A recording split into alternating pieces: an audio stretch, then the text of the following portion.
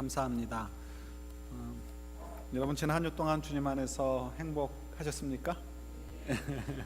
또 복의 근원의 삶도 사셨고요. 늘 언제나 얘기하지만 저와 여러분들이 슈퍼맨이나 유관순 열사 이런 분들처럼 될 필요는 없습니다. 그저 저희들이 주님 안에서 이렇게 건강하게 신앙생활을 하게 될 때, 주님과 관계를 맺고 삶을 살 때 저희들이 이 세상에 복의 근원의 역할들을 하신다는 걸 기억하시고요. 이런 것이 저희들이 소금과 빛의 역할, 전도지를 꼭 전해야 되는 것이 아니라 그건 지극히 작은 부분이고요. 우리의 삶을 통해서 올라가셔야 될 것 같아요. 삶을 통해서 저희들이 복의 근원의 역할들을 감당할 수 있고 소금과 빛의 역할을 감당할 수 있다는 것을 기억해 주시면 감사하겠습니다. 좀 자부심을 가지시고 책임감을 가지시고 사시면 좋을 것 같아요. 오늘 졸업식들 있는 학교들도 있고요. 그래서 여러분들이 출타하시고 또 이 방송 우리 엔지니어링 하시는 우리 형제님이 또 LA를 방문하셔가지고 지금 소리가 조금 잘 안 맞는데 우리 권 목사님 올라가셨으니까 금방 해결해 줄 줄 믿습니다. 교회 소식을 몇 가지 알려드리도록 하겠습니다. 먼저 저희 교회 우리 최석주 형제님 또 김수현 자매님이 계신데, 우리 최석주 형제님의 어머니시죠. 우리 일찍 조기 은퇴하시고 우간다에서 선교를 하시고 계십니다. 자비량 선교로 제가 알고 있는데요. 그런데 이제 아마 곧 이제 한국 들어가실 때가 가까워가지고 그 전에 잠깐 방문하신 것이 아닌가 생각을 합니다. 그래서 오늘 방문해 주셨는데 잠깐 일어나시면 저희들이 박수로 환영하도록 하겠습니다.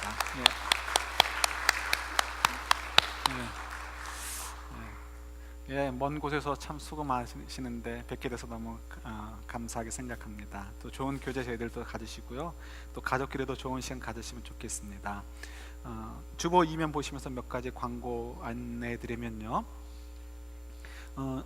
예배위원회 모이셔가지고 우리 교회 기념일 어떻게 할 것인지 조금 의논하시면 좋을 것 같고요. 우리 목장 모임 교재 준비되어 있는 거 기억하시고, 또 인조이 여성 주중 클래스 모임이 이제 이번 시즌 봄 시즌이 지난 주간에 마쳤습니다. 이번 주 금요일 날 마지막으로 뭐가 있는 것 같은데 자주간 좋은 시간들 가지시고요. 수고하신 모든 분들께 감사를 드리고요. 또 우리 중직자 기도회 있는 것, 또 정교인 피크닉 있는 것 기억해 주시면 감사하겠습니다.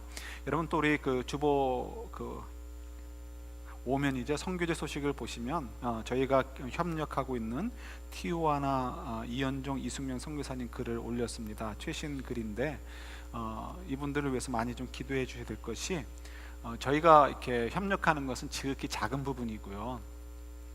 메인 스폰서 역할을 하던 교회와 관계가 이렇게 정리가 되게 되었다고 합니다. 새로운 패스터가 오시면서 선교 전략을 새롭게 하게 되었나 봐요. 그래서 이제 이렇게 메인 스폰서가 없어졌기 때문에 굉장히 어려운 상황에 놓여 있는 것 같습니다. 여러분 이런 경우는 쉽게 생각하면 미국에서 직장 생활하는 분이 직장에서 파이어 당했을 때 당장 이제 페이먼트 내고 그래야 되는데 이게 없어진 거나 마찬가지예요. 그래서 많이 정말 이렇게 안정되고 잘 성장했지만 그래도 어쨌든 선교제에 가면 이제 이렇게 필요한 것들이 있잖아요. 그래서 그런 것들 때문에 스폰서가 필요하죠. 그래서 여러분 새로운 후원 교회나 이런 또 후원자들이 연결이 잘 될 수 있도록 또 기도해 주시면 감사하겠습니다. 이제 이 아침에 주시는 하나님 말씀 같이 받도록 하겠습니다. 에베소서 3장 8절부터 13절까지 말씀입니다. 한 절씩 받습니다. 모든 성도 중에 지극히 작은 자보다 더 작은 나에게 이 은혜를 주신 것은 측량할 수 없는 그리스도의 풍성함을 이방인에게 전하게 하시고, 영원부터 만물을 창조하신 하나님 속에 감추어졌던 비밀의 경륜이 어떠한 것을 드러내게 하려 하심이라. 이는 이제 교회로 말미암아 하늘에 있는 통치자들과 권세들에게 하나님의 각종 지혜를 알게 하려 하심이니, 곧 영원부터 우리 주 예수 그리스도 안에서 예정하신 뜻대로 하신 것이라. 우리가 그 안에서 그를 믿음으로 말미암아 담대함과 확신을 가지고 하나님께 나아감을 얻느니라. 그러므로 너희에게 구하노니 너희를 위한 나의 여러 환난에 대하여 낙심하지 말라. 이는 너희의 영광이니라. 아멘. 자리에 앉으시고 성가대 하나님께 찬양 드리시겠습니다.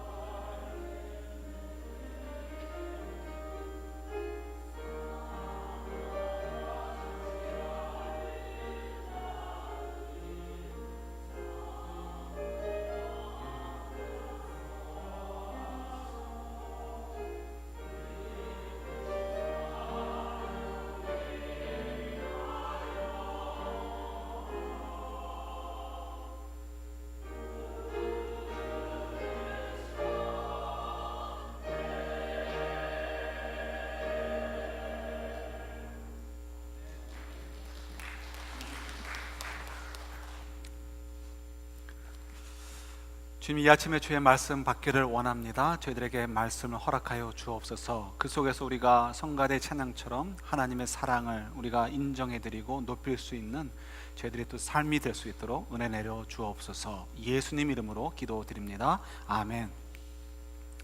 저희들이 에베소를 묵상하고 있는데요, 우리 에베소를 묵상하기 위해서 에베소 시의 그 특징을 좀 저희들이 이해하는 것이 좀 필요합니다. 제가 그 한국에서 대학을 다닐 때 학교를 오갈 때마다 지하철을 타면 즐거움이 한 가지가 있었습니다. 무슨 즐거움이냐면 신문을 보는 즐거움입니다. 그래서 특히 그때 남자분들은 스포츠 신문을 참 좋아했는데요, 이제 프로야구나 이런 소식들이 재미있게 보았던 기억이 납니다.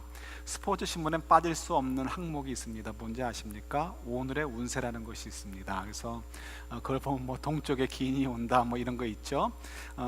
그리고는 이제 이렇게 뭐 물론 이제 저는 PK였으니까 자라면서부터 교회에서 자랐으니까 거긴 별로 관심이 없기도 했었고, 젊은이니까 관심이 없죠. 오늘 아침에 제가 나오면서 오늘의 운세를 보았습니다. 한 20여 년 만에 봤습니다. 이유가 있어요. 여러분들에게 알려드리려고. 오늘의 운세를 보기 위해서 인터넷에서 다음을 치니까요, 저는 옛날처럼 박스에 띠별로 이렇게 한마디씩 써 있는 줄 알았어요. 그랬더니 다음에서 제가 그냥 오늘의 운세를 딱 쳤더니 정말 너무너무 자세하게 여러 가지 것들이 주르륵 나오더라고요. 왜냐하면 다음이라는 그 포털 사이트에서는 제 인포메이션을 전부 다 가지고 있거든요. 그래서 이제 제 나이나 뭐 이런 생년월일 다 아니까요, 그냥 제가 찾아볼 것도 없어요. 그냥 제 거가 한 페이지가 쭉 나옵니다. 그 중에 보니까 이런 것이 있더라고요. 제가 오늘 재물복이 있대요. 그래서 근데 일요일날 어떡하라는 얘기예요 도대체, 그죠? 재물복이 있다고 하면서 대신에 어리다가 무리해서 투자를 하거나 무리만 하지 않으면 손해 보지 않고 많은 유익을 얻을 거라는 거죠. 그럴싸해요. 그러면서 이제 제 마음을 알았는지, 주일날 어떡하라는 얘기야 그랬는지 알았는지 맨 끝부분에 보니까 로또를 사래요. 로또를 사는데 로또 번호가 중요하잖아요. 근데 번호를 주는데 뭐라고 하냐면 평소에 네가 하던 번호대로도 사고, 그 다음에 기계가 그러니까 이렇게 오로메리컬로 주는 게 번호가 있나 봐요. 그 오로메리컬로 주는 번호도 섞어서 사라는 거예요. 섞어서 사라는 게 조금 신용도가 뚝 떨어져요, 그죠? 그러나 어쨌든 간에 이제 사라는 거죠. 그래서 여러분, 오늘 제가 재물운이 있으니까 끝나고 저한테 일부씩 투자하시면 당첨되는 분에게 나눠드리는 거예요. 그러나 제가 사겠습니까? 안 사겠습니까? 안 사죠. 왜요? 거기에 신뢰를 주지 않기 때문에 그렇습니다. 그러나 오늘의 운세가 이만큼 이렇게 우리 한국 사회에 팽배해 있는 것은 뭐예요? 한국 사람들에게는 그런 미신적인 요소들이 굉장히 뿌리 깊게 자리를 잡고 있기 때문에 그렇습니다. 에베소도 마찬가지예요. 그래서 에베소 하면 미국의 뭐 캘리포니아의 어느 시리 이렇게 생각하시면 안 되고요. 굉장히, 아주 굉장히, 그래서 한국으로 얘기하면 사실은 계룡산 밑에쯤 있는 어느 마을 정도로 생각하시면 딱 맞습니다. 그래서 그때 당시에 이 얘기들 보면요, 에페시아 그람마타라는 말이 있는데 그건 뭐냐면 에베소의 글이다라는 일종의 대명사와 같이 사용되는 것이 있었습니다. 어떤 물건의 이름이에요. 근데 그 물건은 많은 사람들이 가지고 있었는데요, 그 사람들은 그것을 금색의 캡슐에다가 집어넣어 가지고 목에다 매달고 다녔다고 합니다. 근데 그 사람의 직업은 뭐냐면 귀신을 쫓는 사람들, 아니면 어떤 마술을 행하는 사람들이었습니다. 그러니까 여러분, 요즘 뭐 보면 인도에서 아주 돌을 닦는다는 그런 분들, 아니면은 여기 네이티브 아메리칸 인디안 분들이 하는 어떤 마약에 취해서 뭐 환상을 보고 하는 이런 것들과 관련이 있다라고 생각하면 되실 거예요. 그래서 이제 그분들이 이제 그 사람들이 목에다가 걸고 있는 캡슐 속에 이 에페시아 그람마타라는 거를 넣고 있는데요, 그건 뭐냐면 일종의 주술인 거죠, 주술. 그래서 어떤 일이 있을 때는 그걸 꺼내서 그걸 읽는 거예요. 다다다다 읽는 거죠. 근데 그것을 누가 썼냐면 에베소 사람들이 썼다는 거예요. 그래서 에베소 사람들이 써서 팔을 만큼, 그래서 모든 소아시아 지역에서는 그런 사람들이 갖고 다니는 글들은 다 에베시아 그라마타, 에베소의 글이다라고 얘기할 만큼 어떻다고요? 에베소는 그런 미신들이 굉장히 활발하게 활동을 했고 미신을 이렇게 찾아서 섬기는 일들이 많았다는 것입니다. 그야말로 한국의 계룡산 밑쯤 되는 거죠. 그런 이제 상태에서 여러분, 이제 우리가 에베소 교회를 조금 더 이해하기 위해서 우리 사도행전 19장을 한번 같이 보도록 하겠습니다. 사도행전 19장입니다. 사도행전 19장은 에베소에 사도 바울이 처음으로 복음을 전하는 이야기가 기록되어 있습니다. 바울이 3번에 걸쳐서 세계 선교 여행을 하게 되는데, 두 번째 선교 여행에서 고린도를 갔다가요, 고린도에서 배를 타고 에베소로 건너와서 에베소 시리에서 복음을 전하는 과정에 나옵니다. 그래서 거기 보면 1절부터 7절 사이에 보면 한 12명쯤 되는 사람들이 이미 그리스도의 제자들이 있었어요. 그래서 그들에게 성령 세례를 설명해 주고, 그리고 그들에게 좀 더 복음을 알려줬던 일들이 7절까지 나오게 됩니다. 여기까지만 해도 너무 좋죠. 야, 에베소에서 큰 일이 벌어질 건가 보다 생각을 했는데요, 8절부터 9절을 보면 바울이 회당에 들어가 얼마 동안요? 석 달 동안 하나님의 나라에 대해서 강론을 했어요. 복음을 전했어요. 그런데 그 회당에 있던 사람들이 어느 누구도 받지 않았다는 거예요. 하나님께서는 복음을 세계 곳곳에 전하도록 하기 위해서 사실은 요나 때부터 이렇게 하나님의 간섭들이 있었습니다. 계획들이 있으셨어요. 그래서 이미 세계 곳곳에 디아스포라들을 심어 놓을 계획을 하셨고요. 그래서 하나님께서 디아스포라를 통해서 복음을 전하는 전초 기지를 만드셨어요. 그래서 사도 바울이 세계 곳곳을 다니면서 처음 가는 곳에서는 어디를 찾아가냐면 회당을 찾아갔습니다. 회당은 유대인들이 모여서 자기들끼리 예배 드리는 곳이에요, 하나님께. 그곳에 가면은 여행객들에게 직업을 알선해 주기도 하고, 왜냐하면 돈을 좀 벌다가 또 여행 가고 해야 되잖아요. 지금처럼 뭐 은행 시스템이나 많은 경제적인 여유가 있을 때가 아니잖아요.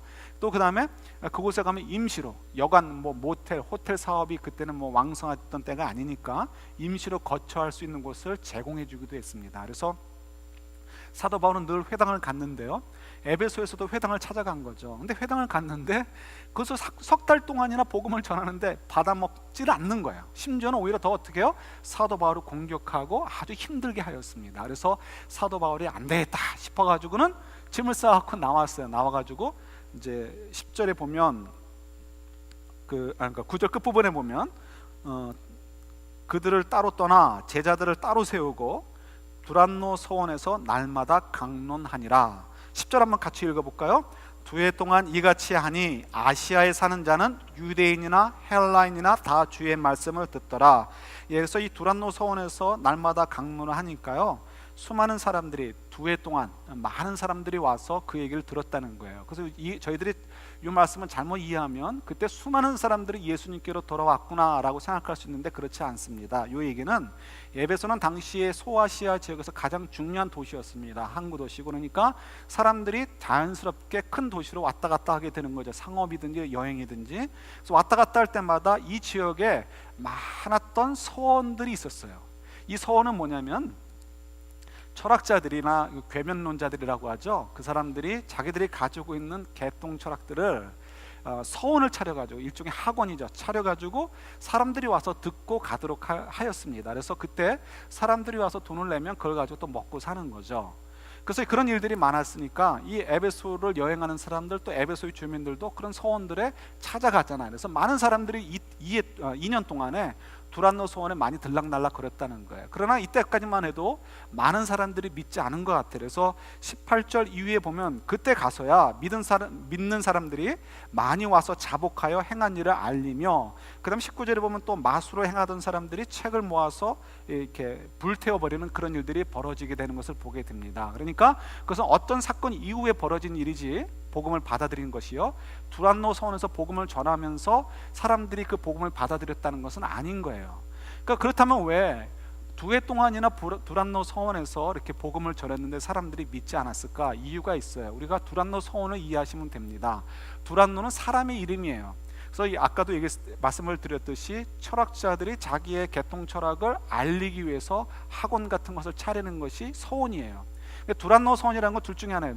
이제 두란노가 누구의 이름이냐면 그 학원 건물의 주인, 그러니까 그 서원의 그 건물 주인이거나 주인 이름이거나, 아니면 그 건물을 이렇게 임차해서 강의라는 철학자의 이름, 둘 중에 하나일 거예요. 만약에 건물이 주인의 이름이다 그러면 뭐 별 문제가 없고요. 만약에 그렇다면 두란노가 강의를 하던, 그래서 그 건물을 빌린 사람의 이름이면 어떻게 두란노 서원에서 사도 바울이 복음을 전할 수 있었을까? 이건 쉽습니다. 왜냐하면 당시의 에베소는 12시가 되면 모든 공공의 일들이 다 스탑이 됐습니다. 다 끝나는 거예요. 그러니까 일찍 끝나는 거죠. 오후 4시나 5시 끝나는 것이 아니고 정오에 다 끝났습니다. 그러니까 아침 일찍부터 시작을 했겠죠. 그러니까 두란노라는 철학자가 그 건물을 빌려서 학원을 차렸으면 12시까지는 강의를 하고 가는 거예요. 그러면 사도 바울은 어떻게 해요?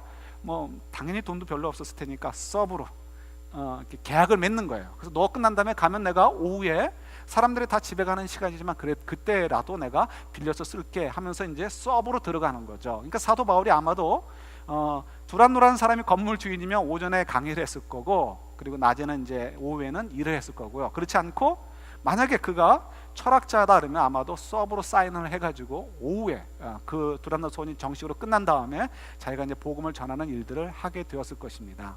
그래서 여러분 잘 보세요. 그만큼 개통 철학자들이 많고요, 그만큼 많은 서원들이 있었어요.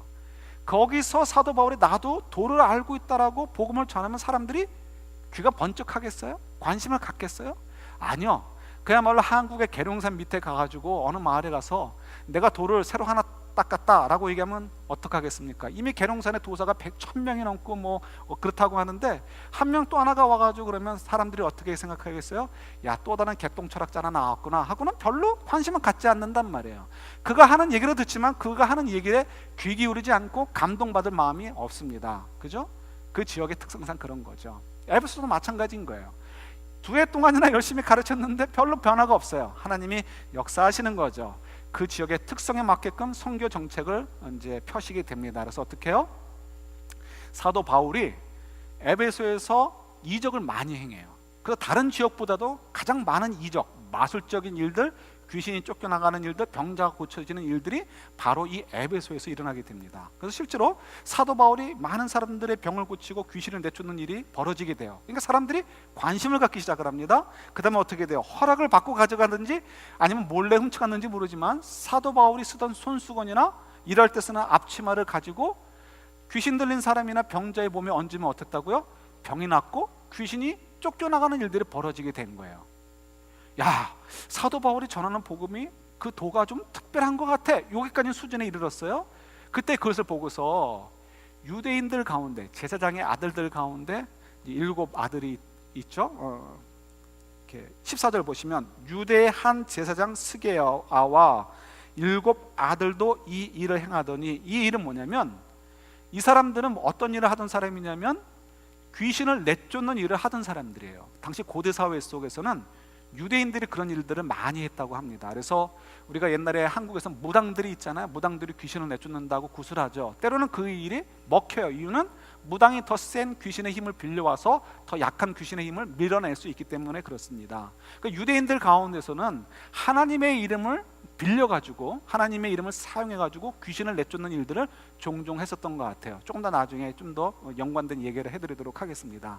그래서 이 유대인들이 가만히 보니까 이 에베소서에서 귀신들이 많이 쫓아나가고 병자들이 많이 일어나는데 거기 정점에 누가 있어요? 바울이 있고 그리스도인들이 있는 거예요. 근데 그들이 어떻게 귀신을 내쫓느냐 보니까 그리스도, 예수라는 이름을 이용한단 말이에요. 옳거니 우리도 저 이름을 이용하면 우리도 더 장사가 잘 되겠구나 해가지고 그리스도 이름으로 그러니까 이제 이 귀신 들린 사람에게 나가서 쫓으려고 했습니다. 그런데 하나님이 그걸 허락하셔요? 안 허락하셔요? 허락하지 않으셨죠. 그래서 오히려 망신을 당하고, 귀신한테 망신당하고 사람들한테 망신을 당하고 오히려 아주 힘든 일을 당하게 되는 것들을 사람들이 보게 되었단 말이에요. 그 일을 통해서 사람들이 그동안 생각했던 수많은 어떤 사단적인 존재, 어떤 영적인 존재들에 대한 두려움이 있었고요. 그 존재들이 정말 늘 언제나 그 자기들의 그 긴장 관계를 갖고 오고 있었는데요. 이 사도 바울이 전하는 예수 그리스도는 그런 영적 존재들과는 차원이 다른 존재라는 것을 깨닫게 되는 거예요.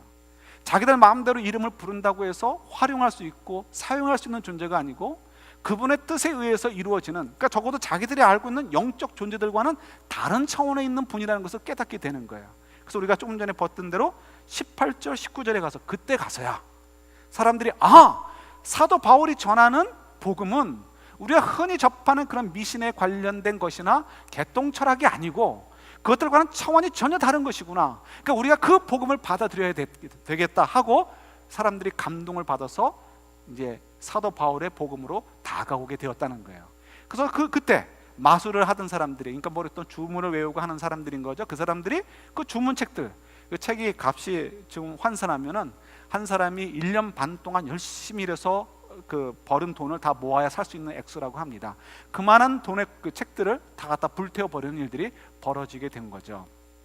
자, 그런데 여러분, 이런 놀라운 일들이 이제 에베소에서 벌어지면서 복음이 전파되게 되었어요. 그러나 이 도시의 특성이 그날로 없어지는 것은 아닙니다. 마치 우리 한국 사람들이 예수님을 믿었어요. 그리고 뭐 이렇게 교회에서 오랜 동안 이렇게 신앙생활하면서 어느 정도 직분이 올라갈 수도 있습니다. 그럼에도 불구하고 우리 마음속에 깨름직한 것이 늘 있죠. 어떤 그 영적인 존재들에 대해서, 또 운명에 대해서 굉장히 이렇게 조심하는 그런 경향들이 있습니다. 그래서 에베소에서도요 그런 것이 있었어요. 뭐냐면 별들이 각 사람의 운명을 좌지우지한다고 생각을 했습니다. 그래서 별들에 의해서 운명이 결정되어지면 그 운명은 바뀌지 않는다, 이런 식으로 생각을 한 거예요. 마치 이제 이 중국 사람들이 하는 사주팔자 이런 것처럼 생각을 하는 거죠. 그래서 뭐 부적을 붙이든지 이런 식으로 해야 그런 운명에서 벗어날 수 있다라고 그들도 생각을 했어요.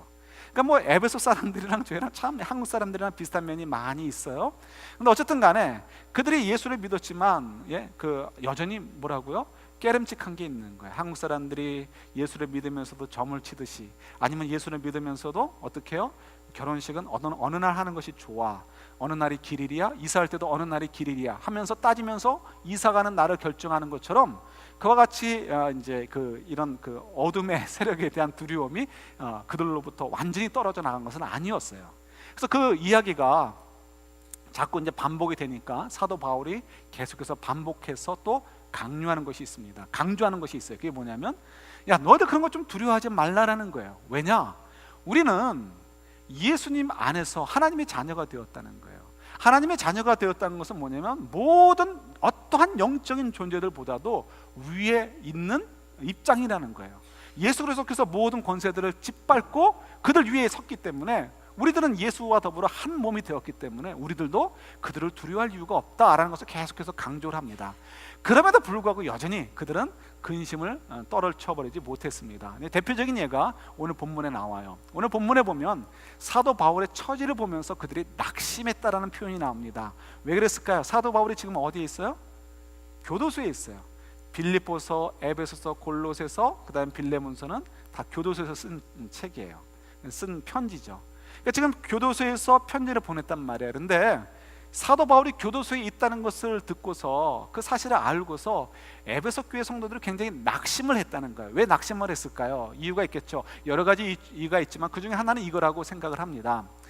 지금 사도 바울이 에베소에 있을 때 했던 일은 뭐예요? 복음으로 에베소 사람들이 그동안 수백 년, 수천 년 동안 두려워했던 존재들인 그런 사단적인 존재들, 영적인 존재들을 우습게 여기고 그들과 대항을 했어요. 그리고 에베소에서 바울이 있을 때만 해도 분명히 사도 바울이 승리한 것 같았고 예수의 복음이 승리한 것 같았어요. 그런데 지금 최근에 뉴스를 업데이트해서 들어보니까 사도 바울이 지금 교도소에 갇혀 있다는 거예요. 이 충분한 내용을 알지 못하는 상황 속에서 에베소 교회 성도들은 어떻게 생각을 했냐면 이것은 분명히 별들의 신들이 노했거나 아니면 우리가 알고 있는 어떤 그런 영적인 사단적 존재들 혹은 또 영적인 존재들이 사도 바울이 자기들에 대해서 대항하고 자기들을 우습게 여겼던 것에 대해서 진노했기 때문에 그들이 일종의 어떤 마술적인 힘을 발휘해가지고 사도 바울을 교도소에 집어넣게 된 것이다라고 생각을 한 거예요. 그러니까 한국말로 굳이 얘기한다면 이런 표현이 좀 조심스럽지만 재수없다 이거죠. 재수없게 해가지고 들어가 있게 됐다는 거예요. 그래서 그것이 왜 또 낙심이 되느냐? 이유는 자기들도 사도 바울처럼 예수 그리스도의 복음 안에서 삶을 살고 있고요, 바울처럼 그런 영적인 존재들과 싸워서 이겨가야 되고 그리고 결국 복음의 능력을 가지고 성도로서의 삶을 살아가야 되고 교회를 세워가야 되는 그런 역할을 해야 되는, 그야말로 바울과 똑같은 삶을 살아야 되는 처지라는 것을 잘 알고 있어요.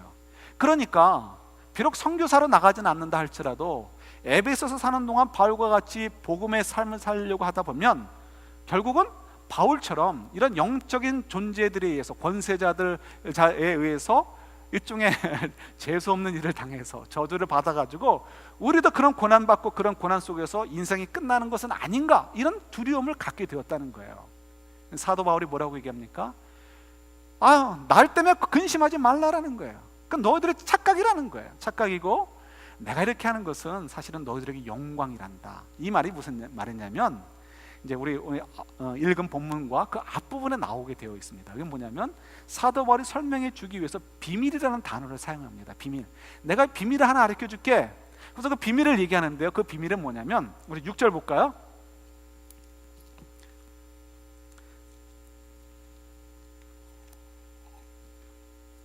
에베소서 3장 6절입니다. 보면 이는인데 이거는 이제 뭐냐면 그 비밀은, 그 비밀은, 그렇게 읽을게요. 그 비밀은 이방인들이, 자 같이 있습니다.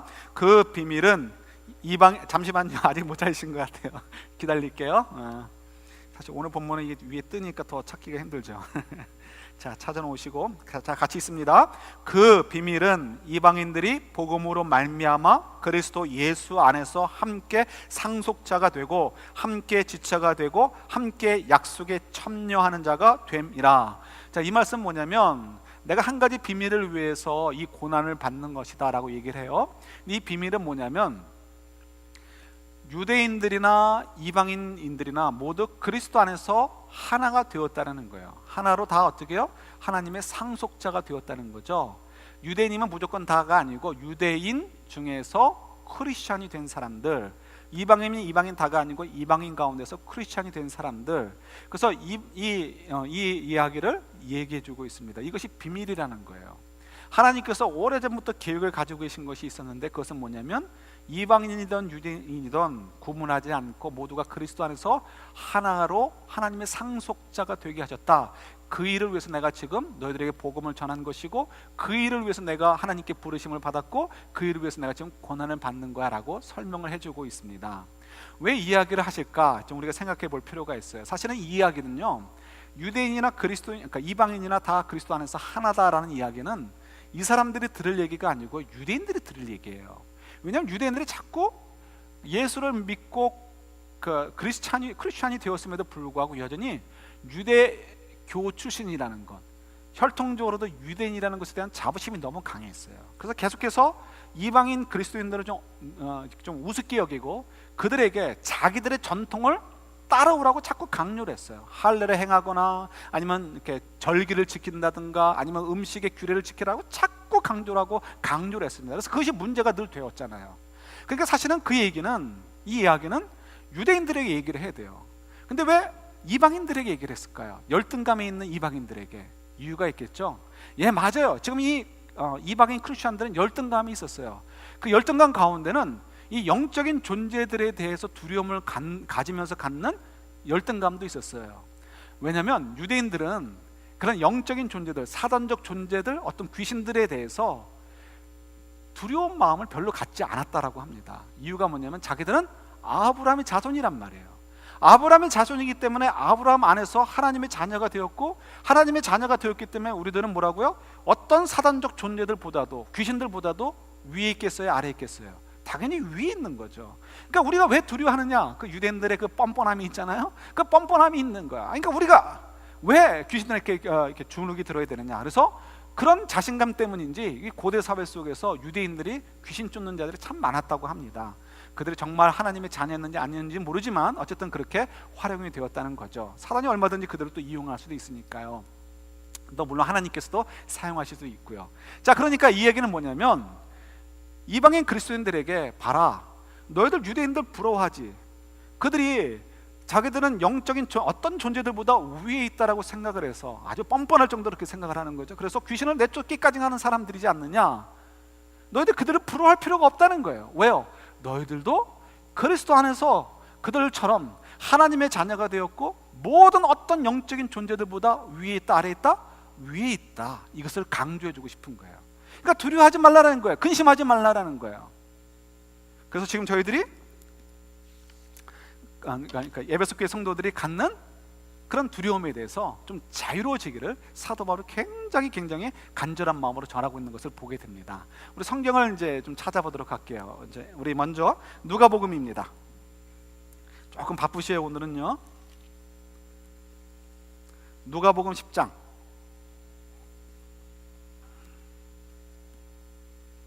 17절부터 20절까지인데요. 제가 먼저 읽고 20절은 같이 있습니다. 누가복음 10장 여러분들은 20절만 찾으시면 돼요. 저는 17절부터 있습니다. 70인이 기뻐하며 돌아와 이르되 주여 주의 이름이면 귀신들도 우리에게 항복하더이다. 예수께서 이르시되 사단이 하늘로부터 번개같이 떨어지는 것을 내가 보았노라. 내가 너희에게 뱀과 전갈을 밟으며 원수의 모든 능력을 제어할 권능을 주었으니 너희를 해칠 자가 결코 없으리라. 같이요. 그러나 귀신들이 너희에게 항복하는 것으로 기뻐하지 말고 너희 이름이 하늘에 기록된 것으로 기뻐하라 하시니라. 아멘. 우리 예수님께서 제자들을 훈련시키기 위해서 70명을 이제 보내시죠. 그래서 뭐 며칠 이렇게 전도 여행을 하다 오게 됩니다. 그런데 이제 돌아와서 얘기를 하는 거죠. 예수님, 우리가 예수님의 이름으로 귀신들에게 명령하면 귀신들이 떨어져 나갔습니다.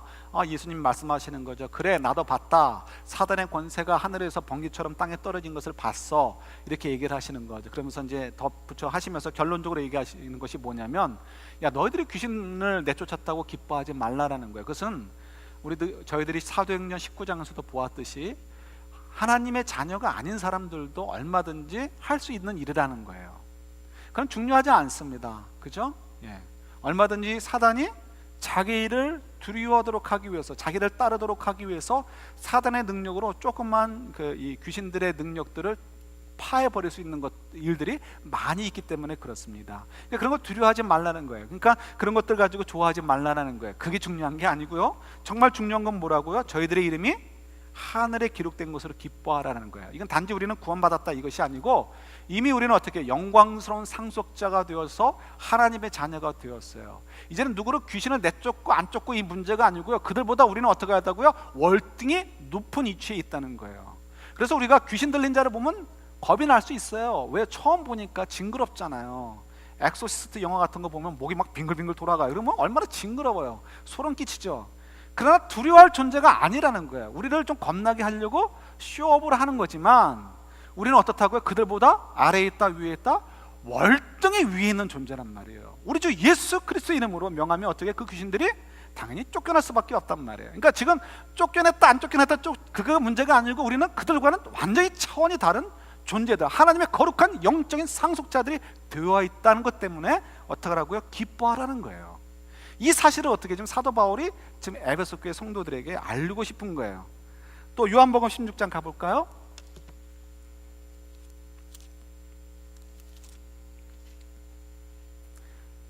요한복음 16장 32절 33절 32절 제가 읽고요, 33절 같이 있습니다. 보라, 너희가 다 각각 제 곳으로 흩어지고 나를 혼자 둘 때가 오나니 벌써 왔도다. 그러나 내가 혼자 있는 것이 아니라 아버지께서 나와 함께 계시니라. 이것을 너희에게 이르는 것은 너희로 내 안에서 평안을 누리게 하려 함이라. 세상에는 너희가 환난을 당하나 담대하라, 내가 세상을 이겼노라. 아멘.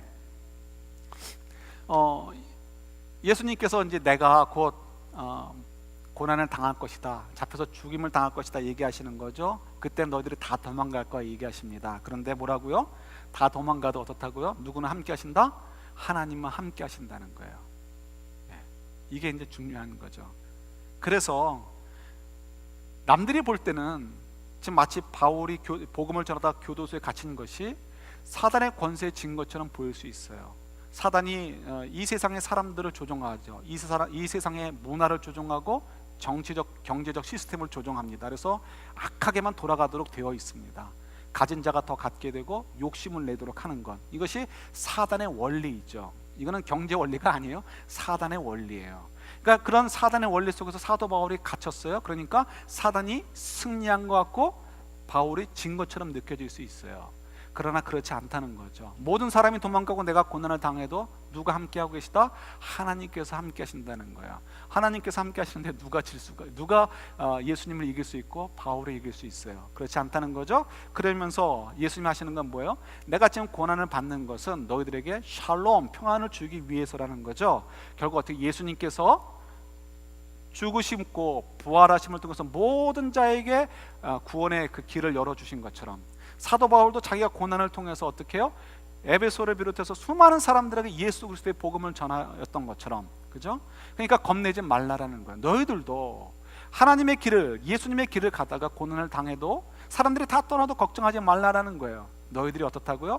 다 도망가서 너 혼자 있는 것처럼 느껴져도 하나님이 너와 함께 한다는 거예요. 그런 모든 일들은 오히려 더 어떻게 해요? 그 승리를 더 키워가는 것이지, 하나님 안에서의 승리, 그 평안을 더 키워가는 것이지 사단이 이기는 것이 절대 아니라는 거죠. 그래서 담대하라, 너희가 이렇게 고난을 당하나 담대하라, 내가 세상을 이겨노라라고 말씀하고 계시는 거예요. 이것을 어떻게 지금 사도 바울이 가르쳐주고 싶으신 거죠. 그런데 이게 쉽지가 않아요. 그것은 뭐 쉽게 떨쳐버릴 수가 없습니다. 평생을 그런 이야기를 들어왔기 때문에 그래요. 사도 바울이 이제 정리를 하면 이렇게 얘기하는 거죠. 다시 한번 확인하는 거예요. 내가 지금 고난을 당하는 것은 뭐라고요? 내가 사단에게 져서 눌려서 있는 것이 아니라는 거예요. 이것은 너희들에게 영광스러운 복음을 전하기 위해서, 너희들이 하나님의 자녀가 되는 그 영광스러운 자리에 오르도록 하기 위해서 내가 그 섬기는 과정 가운데 있는 것이지, 이것이 최종적인 것도 아니고 우리가 사단에게 패배한 것도 아니란다 하는 것을 얘기해 주고 있는 거예요. 그러니까 너희들이 나를 보면서 낙심할 필요가 있어요, 없어요? 필요가 없다는 거예요. 이건 승리로 향해서 가는 길이기 때문에 그렇습니다. 근데 그러면서 10절에 보면 사도 바울이 교회를 통하여서 해야 될 일이 있다고 하면서 부탁하는 것이 있습니다. 그것은 뭐냐면 이제 10절 한번 보시겠어요? 오늘 본문 에베소서 3장 10절 보세요. 제가 볼게요. 이는 이제 교회로 말미암아, 이제 교회가 어떤 일을 해야 되는지를 알려주는 거죠. 하늘에 있는 통치자들과 권세들에게, 그러니까 사단적 존재들 혹은 뭐 어떤 영적 존재들인 거죠. 그런 존재들에게 하나님의 각종 지혜를 알게 하려 하심이니, 이야기는 뭐냐면요, 하나님께서 승리하셨다는 건, 너희들이 패배했다는 것을 알려야 된다는 거예요. 근데 사단이 모르겠어요? 알죠. 그러나 시침 뚝 떼고 있단 말이에요. 그러니까 시침 뚝 떼고 있으면서 우리가 이겼어라고 그렇게 세상 사람들을 속이고 있는데, 그걸 속이지 못하도록 어떻게 우리가 이제 우리의 표현으로 얘기한다면 우리가 승리했지 너희들은 패배자야라고 외치는 일, 그걸 알려주는 일들을 우리가 해야 된다는 거예요. 그들이 이제 뻔뻔스럽게 시침을 떼고 있지만요, 10여 년 전의 일이네요. 벌써 10년이 더 된 것 같아요. 제가 이제 서든에 있을 때, 그때 이제 부목사로 있을 때요, 우리 이제 부목사님들하고 여럿이서 이제 같이 섬기는데, 한 번은 주일날 저녁에 큰 모임을 교회에서 가지고 있었습니다. 근데 그때 NBA 농구의 그 웨스턴 그 컨퍼런스의 파이널이 있었습니다. 그래서 그때 LA 레이커스하고 트레일 블레이저가 올라가 있었습니다. 근데 이제 그때 LA 레이커스가 거의 지고 있었어요. 그래서 이제 저희가 그 자리에 있었기 때문에 이제 일이 있을 때마다 나가면서 나갔다 오는 사람들이 스코어를 알아와서 이렇게 알려주곤 했습니다. 근데 이제 그 제가 이제 그 나갈 일에서 나갔다가 옆에 사무실에서 이제 보고 있는 걸 보고 이제 봤는데요, 한 5분 10분 쳐다보다 왔는데 보니까 그 트레이 블레이저가 이기고 있다가요, 포스 쿼터가 거기서 갑자기 역전을 한 거예요. 아마 보신 분들 기억하실지 모르겠습니다. 갑자기 역전을 해가지고는 완전히 게임이 LA 레이커스로 넘어가 버린 거예요. 퍼스트, 세컨드, 서드 쿼터에서는 분명히 트레이 블레이저가 완전히 압도하고 있었는데 점수차도 많이 났었거든요. 근데 어떻게 포스 쿼터에서 그것이 엎어져 가지고는 완전히 기울어 버렸어요. 그래서 그걸 보고서 이제 와가지고 이제 친했던 목사님에게 얘기를 합니다. 그분은 LA 레이커스의 광팬이에요. 왜냐면 어려서부터 LA 다운타운, 학교도 LA 다운타운, 대학도 LA 다운타운, 이러니까 완전히 LA 분이기 때문에 아주 레이커스의 아주 광팬입니다. 그분에게 이제 슬쩍 농담을 했어요. 오늘 레이커스는 안 될 것 같아, 완전히 블레이저가 이길 것 같아, 이렇게 얘기했더니 너무 시리어스하게 반응을 하는 거예요. 미안할 정도로 굉장히 낙담을 하는 거예요. 그래서 제가 미안해가지고 금방 얘기를 했습니다. 아니고 목사님 아니야, 그렇지 않고 지금 LA 레이커스가 역전해가지고 이기고 있어, 근데 완전히 이길 것 같아, 이렇게 얘기를 했어요. 그랬더니 이분이 농담하는 줄 알고 안 믿어요 처음에. 그러다가 정말이라고 얘기하니까 그때 믿으면서 너무 좋아하는 거예요. 여러분 요 무드로 좀 이해하실 수 있겠습니까? 지금 사단이 오히려 패배자예요. 트레이 블레이저가 사단이라는 건 아니지만 이미 사실은 게임이 끝났어요. 게임 끝났는데도 어떻게 자기들이 이겼다라고 이긴 척을 해요. 여전히 세상 속에 영향을 끼치면서, 아까도 말씀드렸듯이 경제 시스템, 정치 시스템, 문화 시스템 속에서 그들의 자녀들인 사단의 자녀들을 막 동원해 가지고요, 그들을 통해서 어떻게, 크리스천이 아닌 건 다 사단의 자녀들이에요. 그들을 통해서 선한 것이 나올 수가 없습니다. 사단이 조종하니까요. 그냥 온갖 악한 것들로 우리를 억압해와요. 그리고 우리는 어떻게 해요?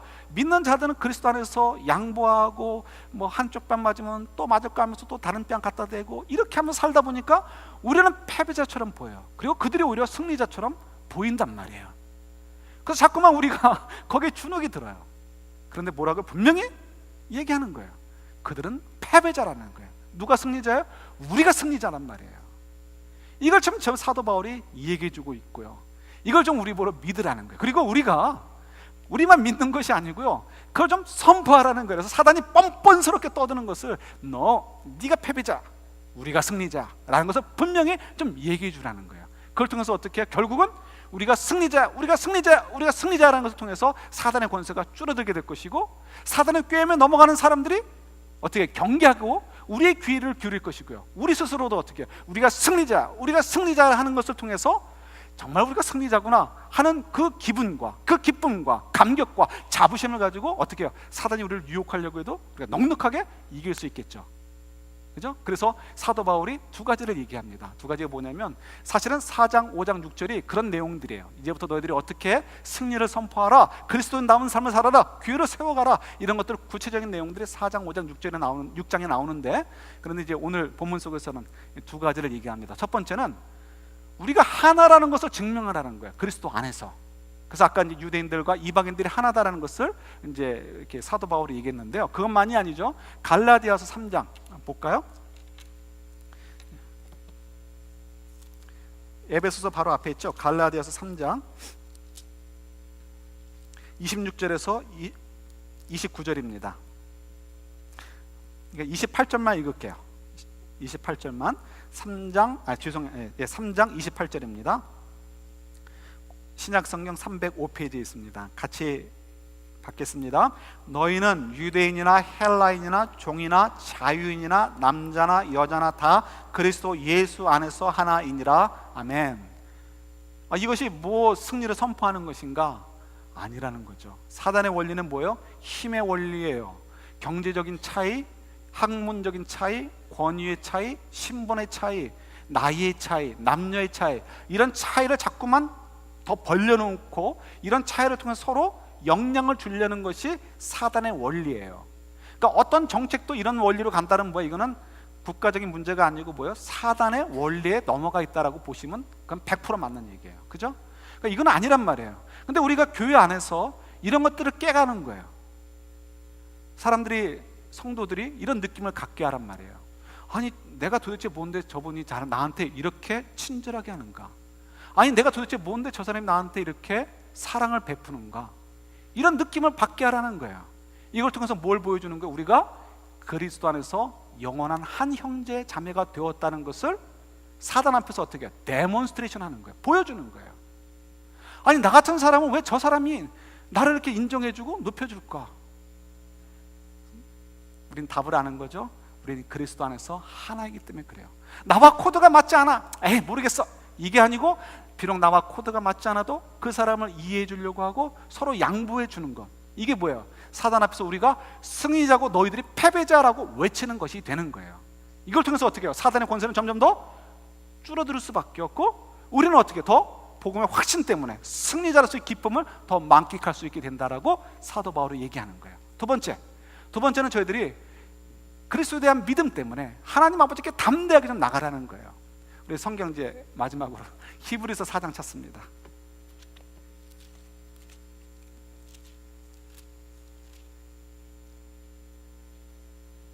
히브리서 4장 14, 15, 16절이요. 16절만 또 읽을게요. 16절만요. 같이 읽겠습니다. 그러므로 우리는 긍휼하심을 받고 때를 따라 돕는 은혜를 얻기 위하여 은혜의 보좌 앞에 담대히 나갈 것이니라. 왜 우리가 은혜의 보좌 앞에 담대히 나갈 수 있냐면 예수 그리스도 때문에 그렇다는 거예요. 우리의 대제사장 되신, 우리의 죄를 깨끗게 하시고 우리의 아픔과 고난과 연약함을 다 아시는 예수님 때문에 우리가 은혜의 보좌 앞에 담대히 나갈 수 있다는 거죠. 제가 적어드린 것은 없지만 이거를 좀 설명을 좀 더 해드리기 위해서 히브리서 11장으로 가보겠습니다. 히브리서 11장 6절 말씀, 제가 좋아하는 본문 가운데 하나인데요.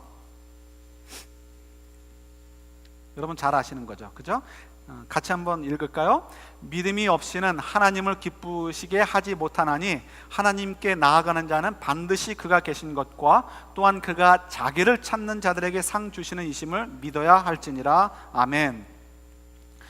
이 말씀은 가인과 아벨의 이야기가 나오면서 그 문단을 이제 정리하는 절이 됩니다. 그래서 왜 가인은 하나님께 받는 제사를 드리지 못했고 왜 아벨은 하나님이 받으시는 제사를 드릴 수 있었는가를 설명해 줍니다. 그래서 가인은 뭐 곡식을 드렸기 때문이 아니고 또 아벨은 뭐 양을 잡았기 때문에 받았고 그게 아니고 뭐 피의 제사 이런 건 사실 그때는 그런 제도도 없었단 말이에요. 그럼 뭐냐면 가인은 적어도 뭐는 믿었다는 거예요? 하나님이 계신 건 아는 거예요. 그런데 그의 마음에는 하나님을 찾는 마음이 없어요. 왜 찾는 마음이 없느냐? 아버지가 제사를 드리니까 제사는 드리지만 내가 하나님께 뭐 굳이 잘 보일 필요 없다는 거예요. 내 힘이 있다 이거예요. 내가 먹고 살 만한 능력이 있단 말이에요. 그러니까 굳이 뭐 하나님께 간절히 좀 도와주세요, 살려주세요 이런 얘기하고 싶지 않아요? 남잔데, 그죠? 이런 마음이 있는 거예요. 근데 아벨은 그렇지 않은 거죠. 하나님, 저는 정말 아무것도 아닌 존재입니다. 하나님 정말 도와주지 않으시면 살 수 없는 존재입니다라고 고백을 하고 찾았단 말이에요. 그 차이인 거예요. 근데 우리가 아까 히브리서 4장을 통해서 알 수 있었던 것, 예수 그리스도로 말미암아 이제는 우리 하나님께 담대히 나갈 수 있는 자녀가 되어졌어요. 하나님의 자녀가 되었으니까 당연히 아빠, 아버지 되신 하나님께 담대히 나가야 되는 거죠. 문제는 뭐냐면 우리가 안 나가는 거예요. 가인처럼 살만하단 말이에요. 그러니까 나는 예배는 드려요. 난 죽으면 구원 얻을 수 있어. 믿어. 난 구원에 대한 확신이 있어. 이렇게는 하면서 하나님에 대한 간절함이 없어요. 하나님 살려주세요. 하나님 뜻대로 살겠습니다. 도와주세요. 성령님 도와주세요. 이런 얘기들을 우리가 잘 하지 않아요. 그저 먹고 사는 문제만, 큰 문제만, 인생의 어려움만 없으면 그 다음에 어떻게 해요? 가인처럼 금방 원 스텝 백 하려는 것이 저희들의 마음입니다. 그래서 그렇지 말라라는 거예요. 우리가 하나님의 자녀가 되었으니까 그 특권을 놓치지 말라라는 거예요. 우리 인생은 하나님께 달려있으니까 하나님께 간절히 찾아가지고 내가 좀 먹고 살만하고 내가 능력이 있다라고 해서 까불지 말고, 하나님이 아니면 살 수 없으면 좀 직시하고 하나님 도와주세요, 하나님 함께 해주세요 라고 하나님께 좀 간절히 찾는 그런 모습들, 이런 것들을 저희들이 어떻게 해요? 더 키워감을 통해서 우리가 하나님과의 깊은 사랑의 관계에 더 깊어져서 이걸 보고서 어떻게 해요? 사단이 네가 졌어 라는 거야. 사단이 그러니까 자기가 졌다는 것을 깨닫게 되고 어떻게 해요? 우리가 승리자야, 우리가 이긴 자들이야 라는 것을 더욱 선포하라라고 이제 바울이 이제 우리에게 부탁하는 것을 보게 되는 것입니다. 여러분, 이것이 쉽지가 않아서 우리가 읽지는 않지만 14절 이후에, 오늘 본문 14절 이후에 보면 사도 바울이 또 한 번 기도하는 것이 있습니다. 에베소 교회 성도들을 위해서 뭐라고 기도하냐면 이거예요. 여러분, 성령의 도우심을 받아서 예수님의 사랑이 얼마나 크고 풍성한지 더욱 알게 해달라고 기도하십시오. 그러면 어떻다고요? 우리가 그 사랑 때문에 깨달아져서, 그렇구나, 우리가 사단보다 월등히 높은 위치에 있구나, 그러니까 우리가 사단을 두려워할 필요가 없고 그의 영적인 어둠의 권세들을 두려워할 필요도 없고 그들에게 오히려 어떻게 해요? 승리를 선포하는 자들이 되어야 되겠구나. 그래서 오늘 사도 바울이 부탁한 대로 우리가 서로 하나됨을 우리가 더 만끽할 수 있게 되는 거죠. 예수 그리스도의 사랑의 그 풍성함을 알았는데 어떻게 옆에 있는 성도분들을 사랑하지 않을 수 있겠어요? 그죠? 또 우리가 어떻게 용서하지 않을 수 있겠어요? 조금 힘들어도 용서해야죠. 조금 힘들어도 사랑해야죠. 조금 코드가 맞지 않아도 양보하고 받아줄 수 있어야죠. 어떻게 되면? 예수 그리스도의 사랑의 크기를 알게 되면, 또 예수 그리스도의 그 사랑의 크기를 알게 되면 어떻게 하나님께 안 나가겠어요? 하나님의 그 놀라운 사랑이 너무 좋은데, 하나님의 그 기뻐하시는 모습이 너무 좋은데, 우리를 베푸시는 그 은혜가 너무 좋은데 어떻게 안 나갈 수 있겠어요? 하나님께 담대히 나아가게 되는 거죠. 이걸 통해서 어떻게 해요? 우리가 분명하게 선포하는 거예요. 사단을 향해서 까불지 말라 이거죠. 네가 패배한 자고 우리가 이긴 자라는 거예요. 이걸 통해서 저희들이 더 사단의 유혹과 핍박과 두렵게 하는 것들로부터 자유함을 누리시고 주님 안에서 그 큰 승리자의 그 기쁨을 만끽하는 저와 여러분들 될 수 있기를 우리 주님의 이름으로 축원합니다. 같이 기도하겠습니다.